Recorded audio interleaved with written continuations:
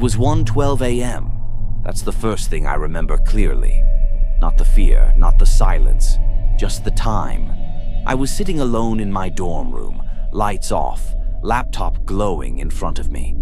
Outside, the campus was dead quiet.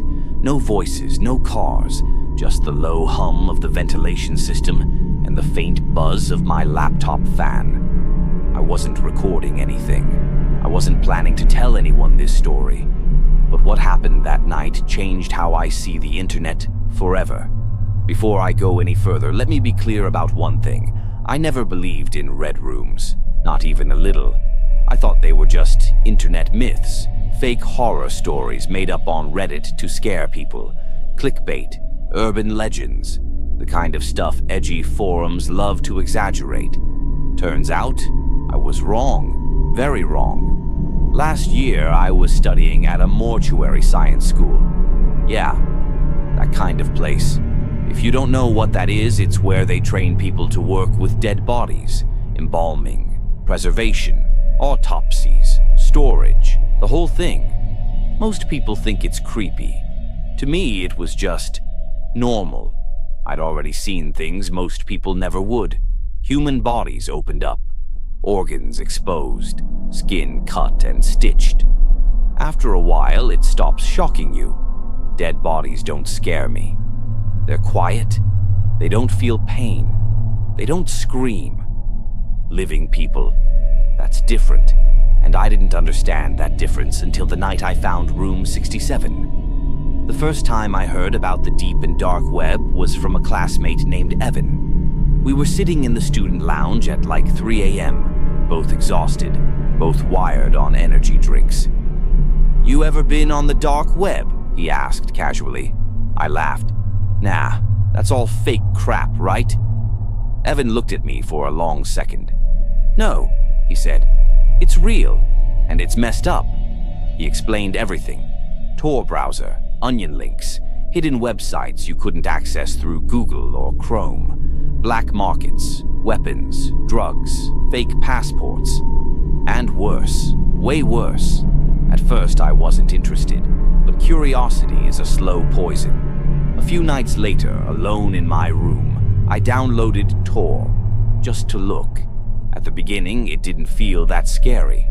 Yeah, it was shady, but it felt distant, like watching crime documentaries. I explored black markets where weed and coke were sold like Amazon products, reviews, ratings, shipping options. After a while, it got boring, so I went deeper.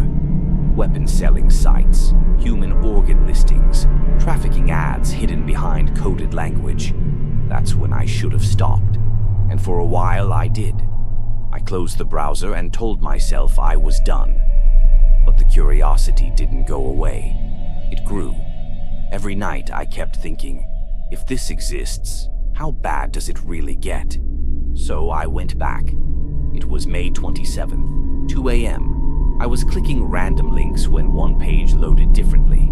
Black background, red text, no ads, no images, just one line. "Welcome to room 67. A chat box appeared on the left side of my screen. Then a message popped up. "Unknown. Are you new here?" I typed back. Me. "Yeah, first time." Almost immediately. Unknown. I can tell. I assumed it was a bot.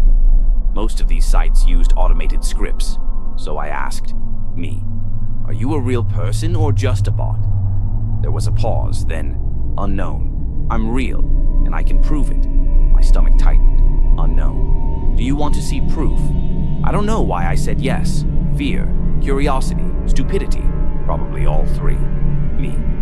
"Okay." The screen changed. A video feed started loading. Low quality. Dim lighting. At first, I couldn't tell what I was looking at. Then the camera adjusted. A room, concrete walls, rusted chains hanging from the ceiling. A single chair in the center. And a girl. She looked young, early 20s, maybe younger. Her hands were tied. Her face was streaked with tears. Before I could process what I was seeing, a man stepped into frame. He wore a mask. His voice came through distorted. "The show is about to begin." That's when I noticed the chat. People were sending money, not small amounts. Hundreds of thousands, millions, all in cryptocurrency. It looked like an auction. The messages were disturbing. "Start with the fingers. Make it slow. Don't kill her yet." I tried to close the tab. My hand wouldn't move. It felt like my body wasn't mine anymore. The man picked up a knife and showed it to the camera. And then, I won't describe everything. I can't. I still hear her screaming when I close my eyes. I remember thinking, she's alive. She feels everything. And that realization broke something inside me. When it was over, the screen went black. I ran to the bathroom and threw up. My hands were shaking so bad I could barely stand. I shut down my laptop and swore I would never, ever go back. That night, I didn't sleep. Or the next night, or the next. Every time I closed my eyes, I saw her face. A week later, I was back at mortuary school, working late alone. It was around 1 a.m. The building was quiet. Too quiet. My phone vibrated. A notification. Unknown.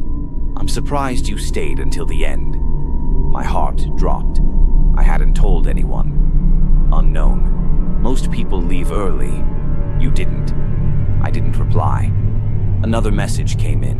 Unknown. "That means you're stronger than you think." That's when I understood the truth. Red rooms weren't just websites.